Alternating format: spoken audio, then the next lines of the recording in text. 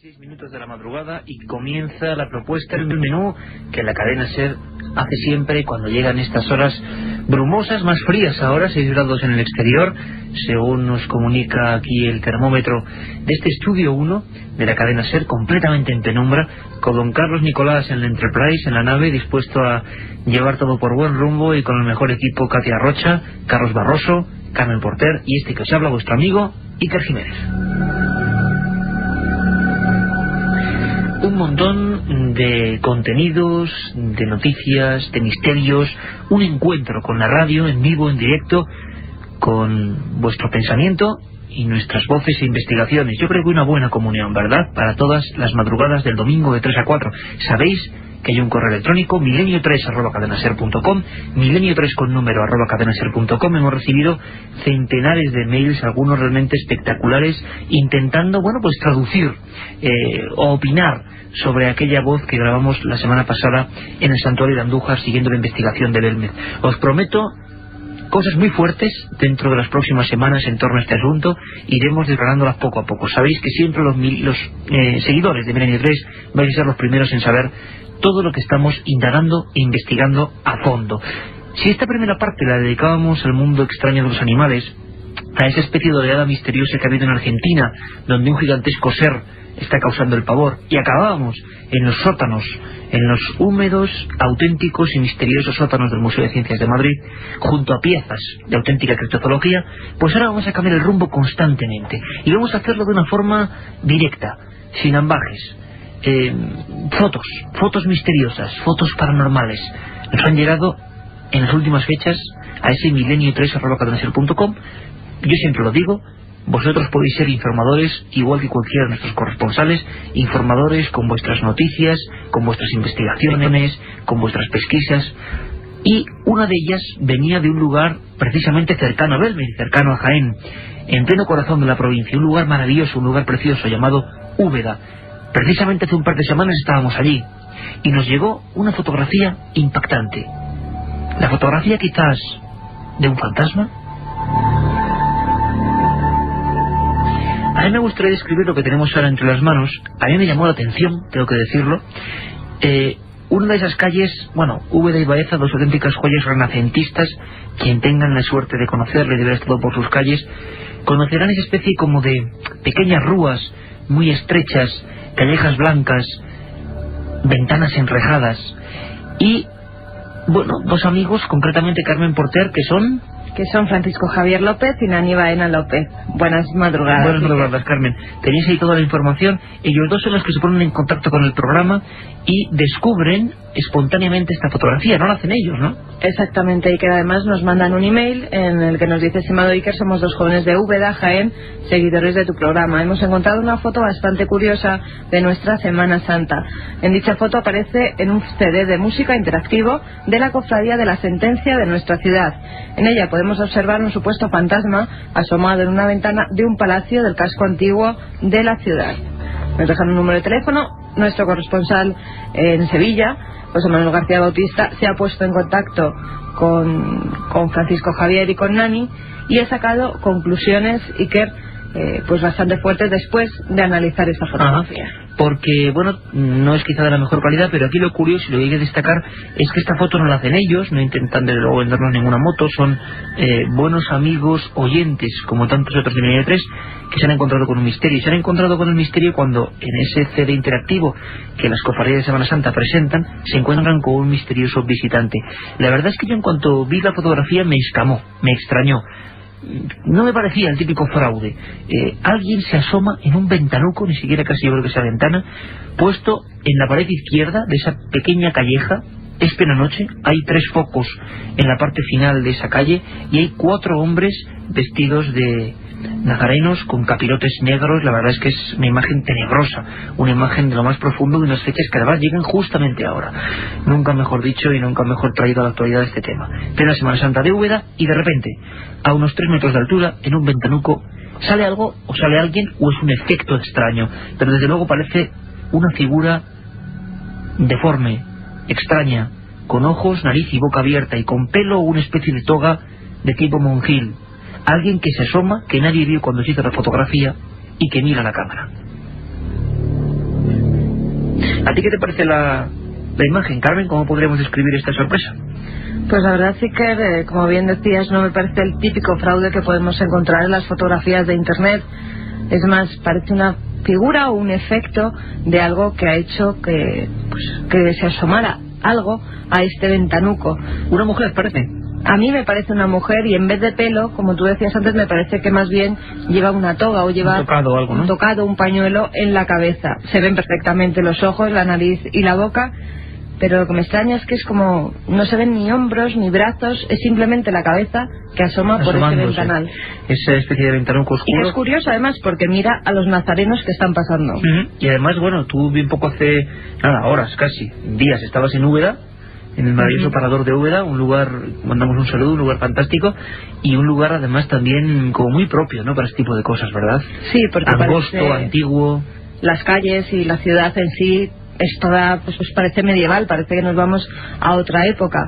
Y justamente pues en estas fechas, cuando se celebra la Semana Santa, yo creo que todavía más recupera esa esencia del medievo. Pues bueno, la foto de un ser misterioso, un ser extraño, sea lo que sea que nos mira.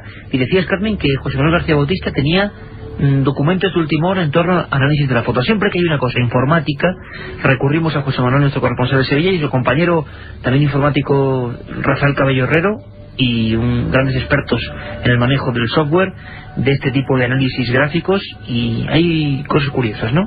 Sí, en cuanto les mandamos las fotografías se las remitimos a ellos, que son los que se encargan de estudiar pues todas esas fotografías extrañas que nos mandáis a milenio3@cadenaser.com, y ellos teníamos esta noche a José Manuel García Bautista, y esto era lo que nos decía.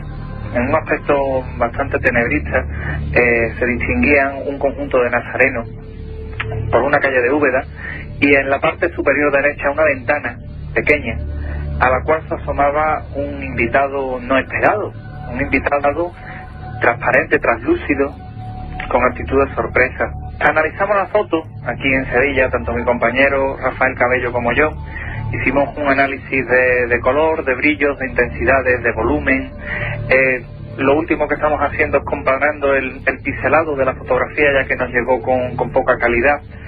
Y la verdad es que la fotografía muestra como hay una figura realmente extraña, una figura que no parece haber sido fotomontada. Nuestra impresión sobre la misma es que la fotografía parece ser real. Parece ser que hay un elemento extraño, un elemento no esperado en esa fotografía, un elemento translúcido que encaja perfectamente con los niveles de brillo y luminosidad de la misma fotografía, que demuestra una transparencia y demuestra una concordancia con el entorno y con el entorno fotográfico. De momento, la investigación a la espera de esta última fotografía que nos llegue es que parece ser real. Parece ser que realmente estos amigos de Úbeda enviaron lo que ellos denominaron un fantasma en su Semana Santa, y parece ser que es cierto.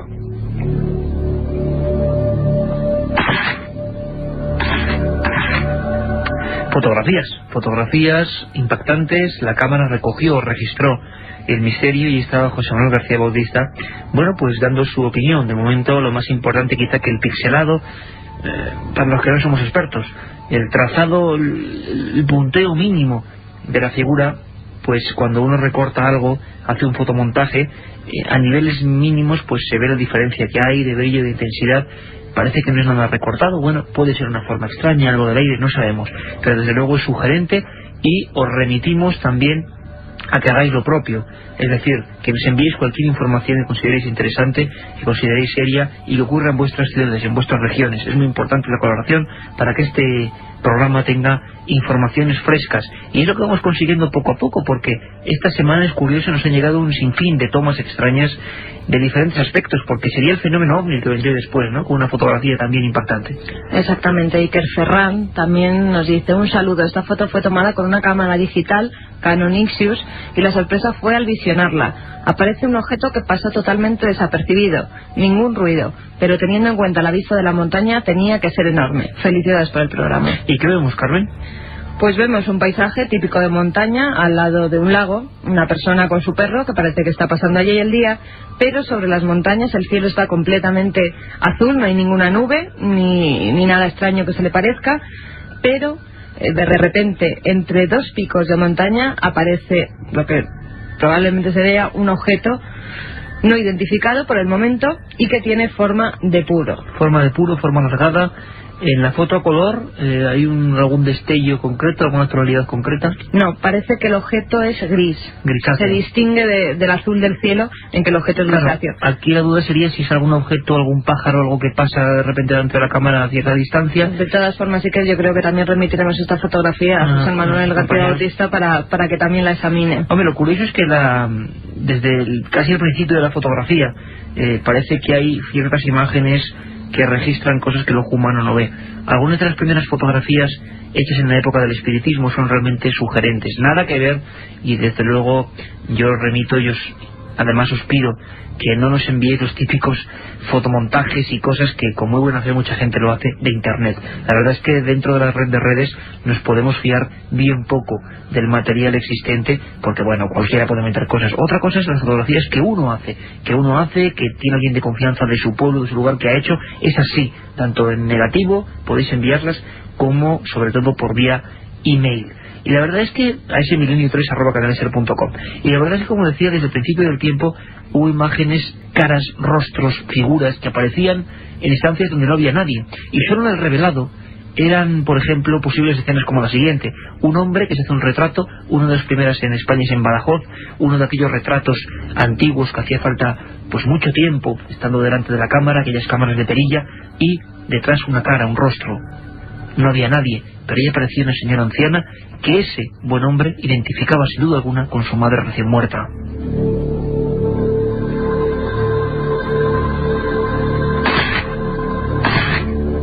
Es el mundo de la fotografía extraña, el mundo de lo que el ojo no ve, como diría alguna popular serie televisiva. Sin embargo está ahí, y con los ovnis ha sido siempre así. Es decir, muchas de las grandes imágenes de supuestos objetos volantes no identificados no estaba ahí el artefacto extraño cuando el fotógrafo lo captó, sino que era una fotografía de paisaje absolutamente normal, y solo en el revelado aparecía eso.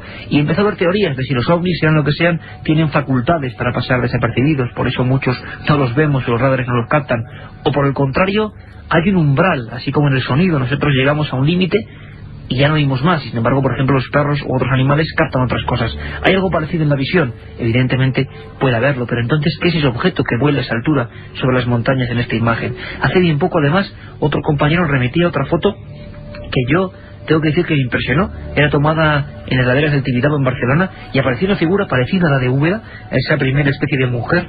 Esta vez era un medio cuerpo, la foto de su padre descansando, tomando una Coca-Cola junto al coche, en una mesa de campo, y detrás aparecía este ser. Bueno, son fotos de individuos que no sabemos si están ahí, si la cámara lo recoge por algún sentido, y hemos tenido incluso más, Carmen, noches de fotografía misteriosa. Esta misma noche Jesús Baldrich nos ha remitido también una información. Nos dice: hola, buenas noches, me llamo Jesús y soy un chico de Zaragoza.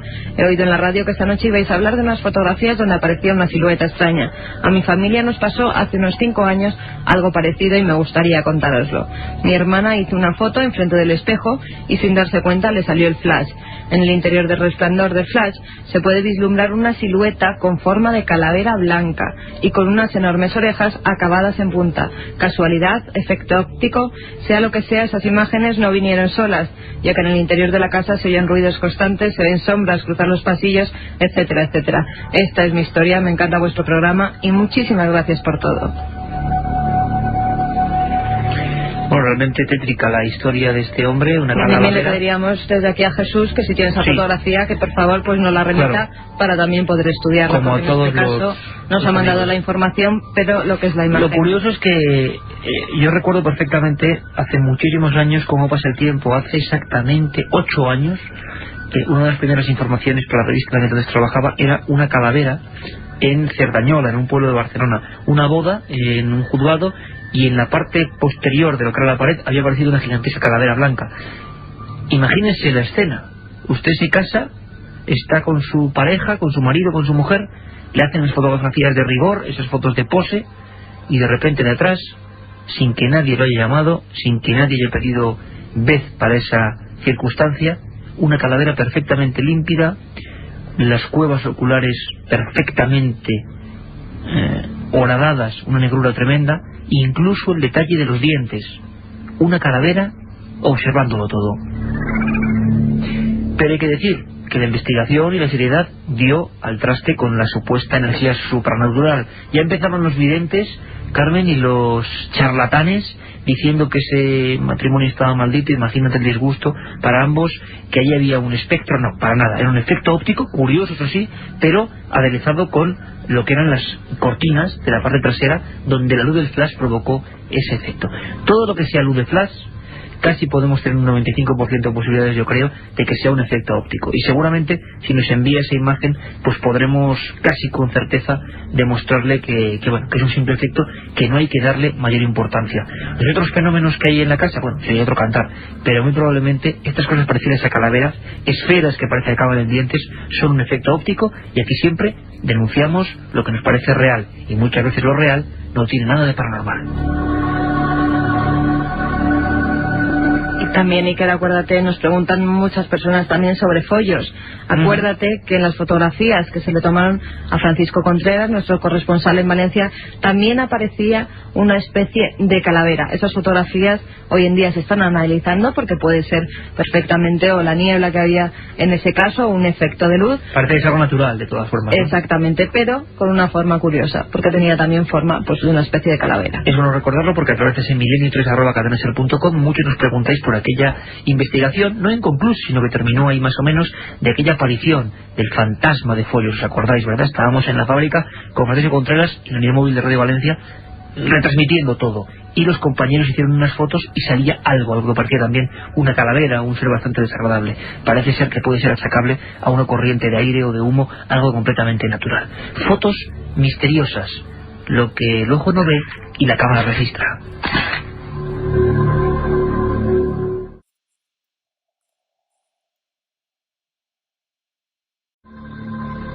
Diez y 36 minutos, y después de este apasionante derbi futbolístico, cambia la escena en el estudio 1 de la cadena SER y empieza Milenio 3.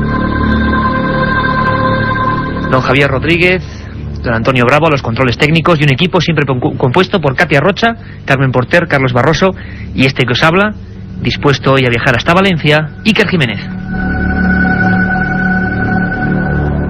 Porque en Valencia han sucedido aparentemente cosas misteriosas. A veces ocurren noticias espontáneas, pequeños breves en la prensa, y que con el paso de los días cambian la conducta, la opinión e incluso convulsionan a una comunidad humana. Esto ha pasado en un pequeño pueblo llamado Follos, muy cerquita de la capital del Levante, y la verdad es que empezó con un titular cuando menos enigmático. Decía: 3 guardas jurados se dan de baja tras observar la presencia de un fantasma. El lugar, una pequeña fábrica inaugurada en 1927, donde al parecer no solo extrañas sombras, algunas descritas como sin pies, flotando, haciendo diversos movimientos, subiendo escaleras, sino un amplio abanico o rosario de sonidos, ruidos, golpes, que al parecer incluso han motivado la intervención policial. Pero, y esto sí que es apasionante, hemos indagado toda la semana, todo el equipo, en esta historia. Hemos hablado con todos los testigos, vamos a hablar de nuevo con algunos de ellos, y nos hemos dado cuenta que los tiempos han cambiado.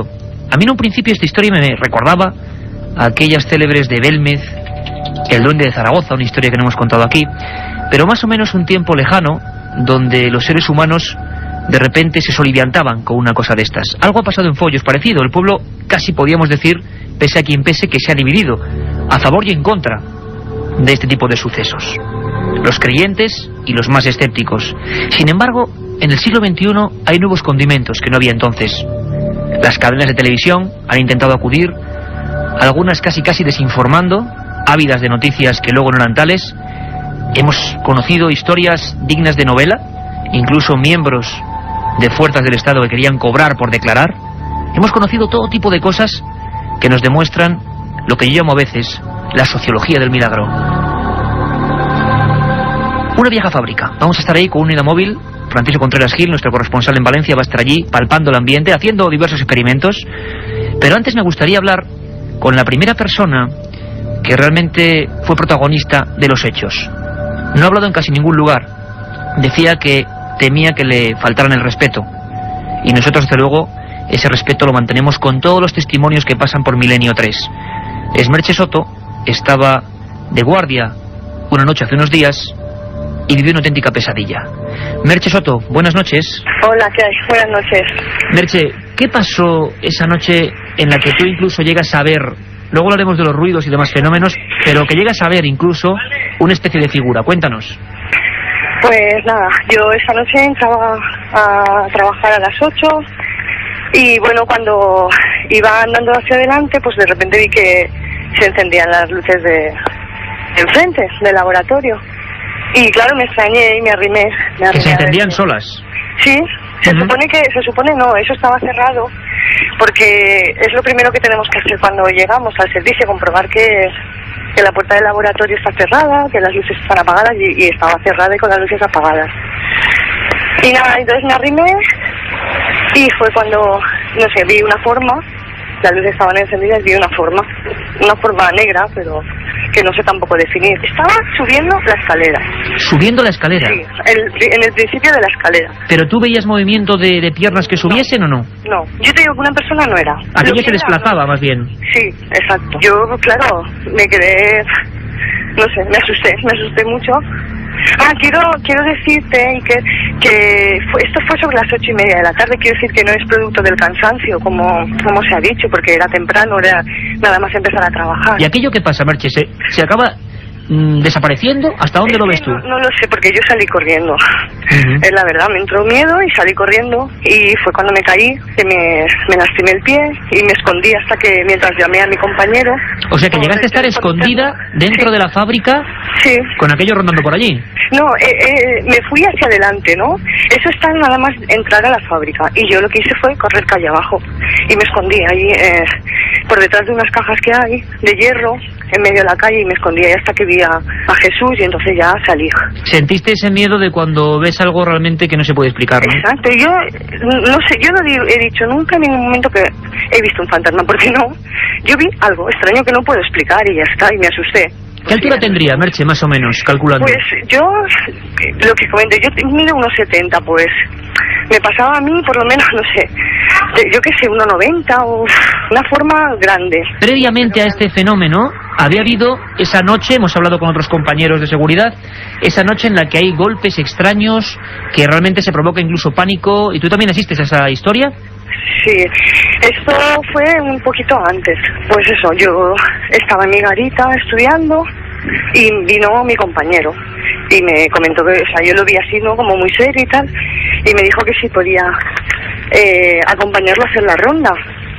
Y nada, yo digo, pues claro, porque no, yo se supone que no tengo que salir, pero vamos, como él me pidió que la acompañara, como en otros casos, pues lo acompañé. Y entonces pues entramos a la nave y seguimos andando. Entonces, al pasar de una a otra, hay una zona que le llaman las calderas y tal, bueno. Y entonces, pues nada, al entrar allí empezamos a oír golpes, pero golpes muy fuertes, ¿no? ¿Como puñetazos en las paredes? No, es que era más fuerte todavía. Eran golpes muy fuertes. Entonces, bueno, mi compañero me dijo, ¿estás viendo y tal? Antes cuando pasó me ha pasado lo mismo y tal. Y nada, la verdad que nos asustamos los dos. La verdad que no nos apetecía quedarnos solos, ni a él ni a mí. Yo vi una figura que yo no veía, pero ni pies, ni manos, ni cara. Yo, digamos que lo vi, digamos, de espaldas. Es que tampoco sé cómo definirlo. Si era sí, de espaldas, ajeno a ti. ¿En exacto. algún momento aquella figura se paró o algo, o parecía que hacía caso a tu posición? No. ¿Aquello siguió su ritmo, digamos? Exacto. Y yo, además, es que ya fueron segundos. Yo fui a ver eso y es que no sé, me asusté mucho, la verdad. Yo nunca me había pasado nada parecido y espero que nunca me pase. Y lo que ha sido un poco triste, Merche, por último, es que la gente ha malinterpretado las cosas, ha intentado ridiculizar a todos los que habéis visto cosas extrañas, que sois varios. Esa ha sido un poco la parte más triste de esta historia, ¿no? Sí, tú sabes que yo no quería hablar con nadie por esto, pero llega un momento en que dices, bueno, voy a contarlo por lo menos con gente seria y que que yo que sé, que se oiga de mi voz, para que sepan que lo que pasó y punto, que yo no sé lo que era y ojalá todo tenga explicación y me lo puedan explicar. Te agradecemos de verdad tu testimonio, porque sabemos que es difícil cuando todo el pueblo está, digamos, envuelto en la vorágine de decir sí, no, especular, y de verdad te agradecemos la valentía, porque hemos hablado con mucha gente que ha visto estas cosas y agradecemos su valentía. Muchas gracias, Merche. Que muchas gracias a vosotros por tratarme también tan bien y con tanto respeto. Eso siempre, Merche. Un abrazo muy fuerte. Gracias. Milenio 3. Periodismo de lo desconocido. En la SER.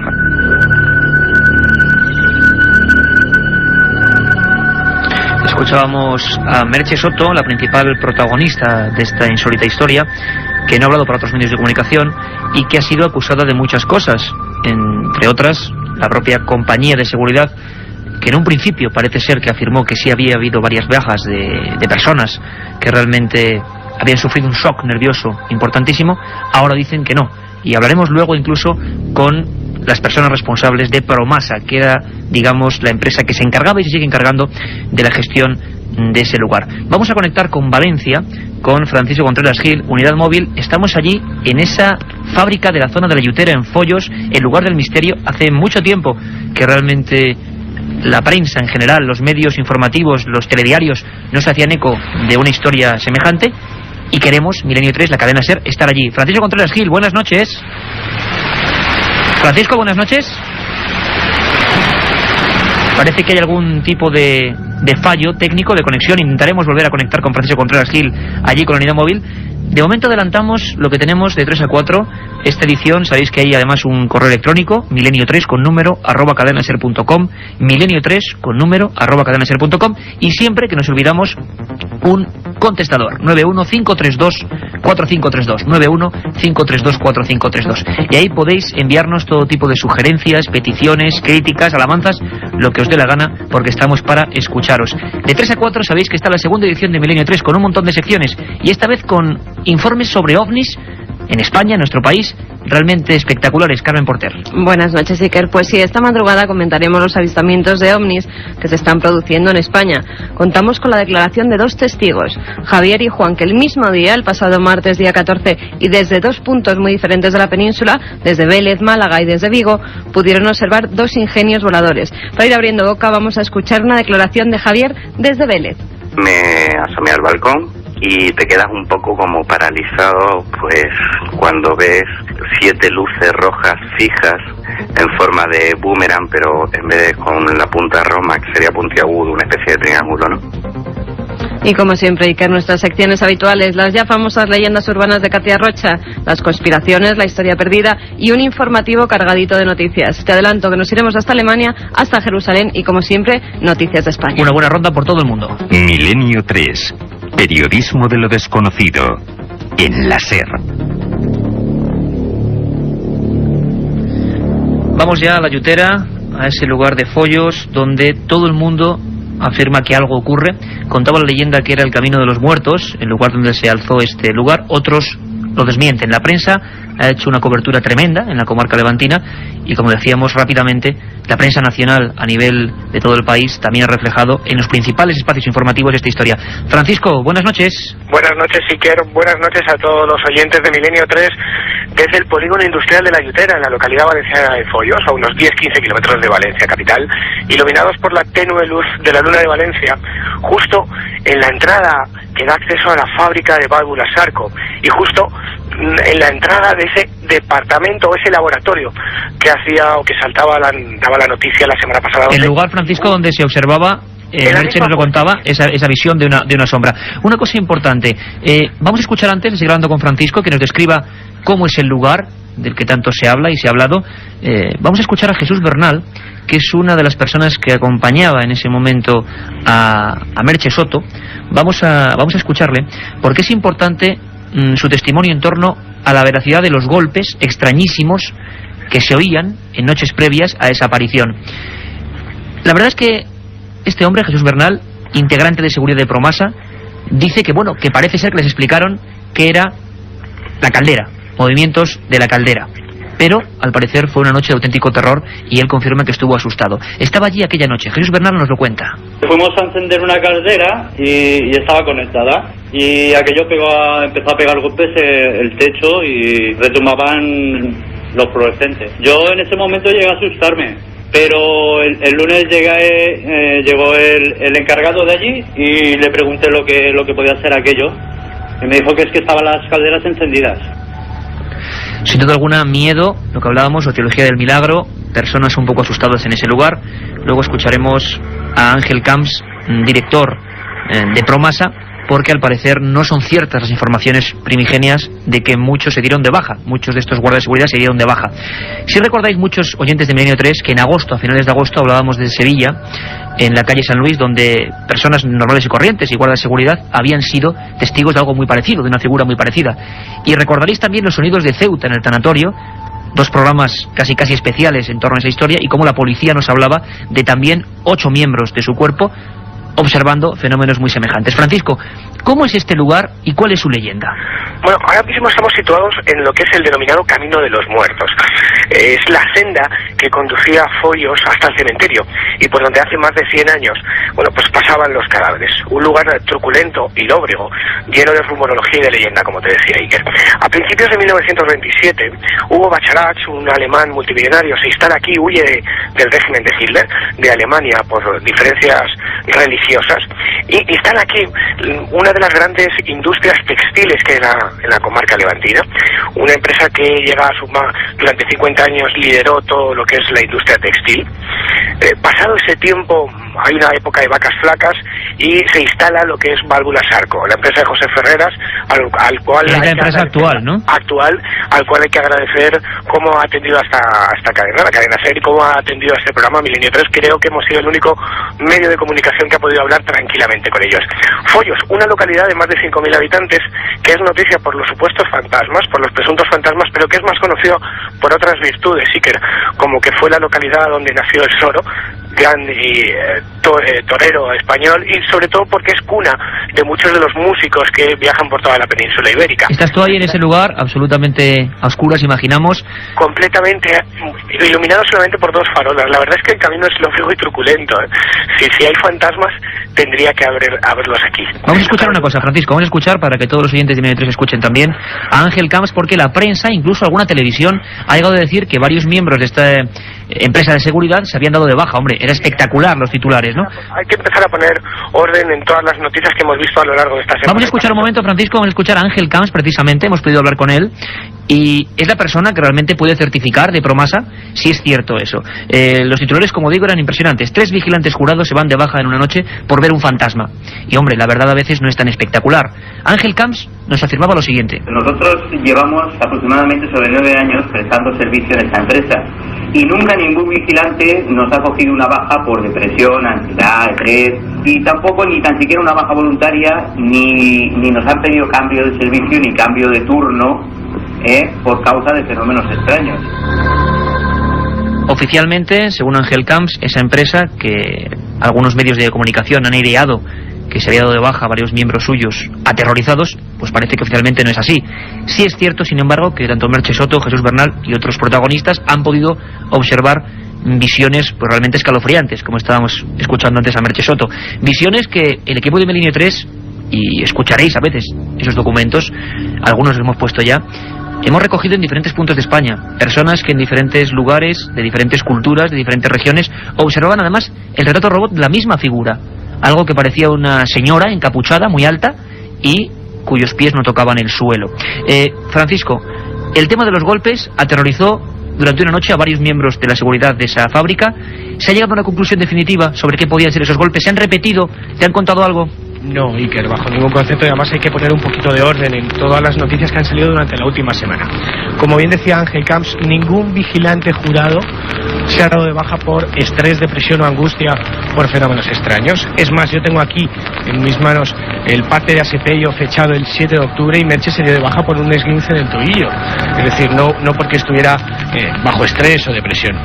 Sí es cierto que hay ruidos, que hay golpes de naturaleza desconocida en un principio, pero que seguramente tengan algún tipo de explicación. Y te explico rápidamente. El laboratorio es una casa vetusta, de color rojo y color crema, con 2 plantas. En su planta de abajo está lo que se diría el departamento de calidad. Hacen pruebas con los diferentes materiales que hacen, y en la parte de arriba, en la planta superior, no hay absolutamente nada. Es patrimonio histórico, no se puede realizar ningún tipo de restauración o tocar absolutamente la casa, y quizás ahí esté la prueba o el detalle de todo esto. Las tuberías que recorren la casa son muy viejas y con los cambios de temperatura pueden producir un montón de ruidos porque estallan. Es más, lo curioso sería, Francisco, por qué esa noche y no otras se produjo ese misterio. Me gustaría que escucharais todos un documento, y estamos acostumbrándonos últimamente, Francisco lo sabe bien y todo el equipo lo sabe bien, a testimonios de la policía, a policías militares hablando para Milenio 3, cuando mucha gente piensa que estas cosas solo las ven personas, bueno, pues que no ocupan cargos de importancia, de seguridad. Jesús Palanca fue una de las personas que intervino en esa noche del miedo, podríamos llamarlo así, y que sin embargo nos confesaba que al llegar ya no había rastro de esa sombra. También algunos medios informaron de que la policía confirmó las visiones. Así como en Ceuta, al César lo que es del César, los 8 miembros de policía dirigidos por el policía con el que habló aquí Milenio 3, Ángel Gómez, sí que fueron partícipes de ese misterio. Aquí, en Foyos, la policía, hay que decir, que no participó de estos hechos como testigo. Llevaba 25 años en Foyos y nunca ha vivido nada parecido. Acudió a esa llamada de auxilio y esto es como nos lo contaba. Si soy sincero y lo voy a hacer, durante 25 años, durante toda mi vida de policía, jamás, y repito, jamás, hasta la fecha, en ningún momento, hasta hace escasos días, he oído nunca hablar de ningún fantasma ni nada que se le parezca. Es más, no tengo constancia, ni he visto en ningún momento, ningún parte, al menos parte policial, de ningún compañero que por dicho motivo haya ido a ese lugar.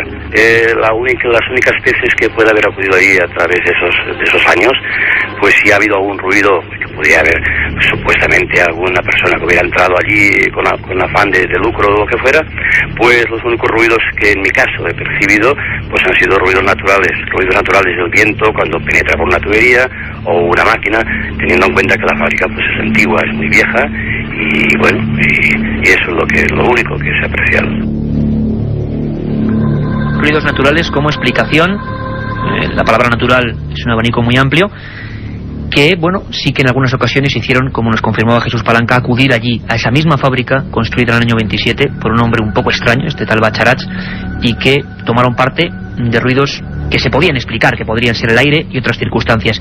Francisco, ya que estamos ahí, tú como corresponsal de la cadena SER por la unidad móvil de Radio Valencia, sería importante hacer un experimento. ¿Se lo explicamos brevísimamente a los oyentes? ¿Qué vas a hacer? Bueno, pues con nuestros compañeros técnicos, con Luis Cifre y José Ausenach, que hay que agradecerles el esfuerzo que están haciendo para esta conexión, hemos puesto un micrófono cañón que tiene un abanico muy amplio para recoger cualquier tipo de sonido, y estamos grabando. Si hay cualquier ruido dentro de ese laboratorio lo escucharemos y podremos determinar si son cañerías o si son cualquier otra cosa. ¿Estáis grabando, Francisco, para luego quizás el primer adelanto de 3 a 4? Y si no, quizás la semana que viene, ¿no? Efectivamente, estamos grabando con minidisc, con ese micrófono cañón que recoge todo el sonido ambiente que puede haber en un radio bastante extenso de la zona, y si hay cualquier tipo de ruido pues lo contaremos esta noche. Y ese cañón, Francisco, está precisamente en ese umbral, en ese lugar, en ese laboratorio, sí, donde Merche Soto se encontró con esa figura de descripción sin rostro, negruzca, y que se elevaba por la escalera, aparentemente de espaldas a ella, ¿no? Una visión bastante terrorífica y que es mejor no, desde luego, no tener. Efectivamente, pero yo quería matizar varios detalles, Iker, y es la otra cara del misterio. Hablábamos con Juan Ramón Palanca, policía local. Fíjate que en los medios de comunicación han salido policías o presuntos policías diciendo que habían venido aquí, como bien contabas, ante fenómenos extraños, que incluso había venido la Guardia Civil. Nada. Ha llegado a decir que hasta guardias jurados han descargado sus revólveres contra esa figura cuando no van armados. Exactamente. Yo el lunes, cuando estaba hablando con Ángel Camps, el responsable de Promasa, me quedé alucinado porque estuve hablando con varios vigilantes jurados y ninguno de ellos llevan pistolas. Es decir, algo increíble. Francisco, una cosa importante, porque no nos gustaría acabar el programa, y estamos en la recta final, sin hablar con Javier Ruiz, alcalde de Foyos. La convulsión social de su pueblo realmente le ha conmocionado a él también, y esto es lo que nos confesaba. Lo vivo con un poco de rabia, porque que nuestro pueblo salga, por muchísimas cosas positivas que tiene, siempre nos parece bien, pero que salga por una cosa no tan trascendente, pero entiendo que sí tan peculiar, ¿no? pero que no sea tan trascendente como el tema del fantasma, pues mi pueblo tiene cosas muchísimo más positivas como para ser todos los días noticia, y sin embargo resulta que es noticia por la cosa menos importante y más curiosa, ¿no? El alcalde de Foyos, Javier Ruiz, como comentaba nuestro compañero Patricio Contreras, hoy es un programa reducido por la pasión de ese derbi y seguiremos tocando el asunto. Hemos hablado con todos los protagonistas, aquí han aparecido algunos, y la convulsión social de verdad que ha sido como no recordábamos ninguno de los que no habíamos nacido, por ejemplo, cuando el asunto de Belmez. Francisco sigue allí grabando, está con el cañón del minidisc, como hizo Carlos Barroso en Sevilla, en aquel solar de la calle San Luis, y yo creo que intentamos demostrar que Milenio 3 es un programa que promulgue porque sí los misterios donde no los hay. En este caso parece que hay una observación extraña, parece que hay un cúmulo de historias curiosas, pero no como se ha contado. Y en este caso parece paradójico. Milenio 3 es quien ha puesto los puntos sobre las IES, y algunas exageraciones las hemos limado, porque somos periodistas y estamos para informaros y para intentar saber la verdad.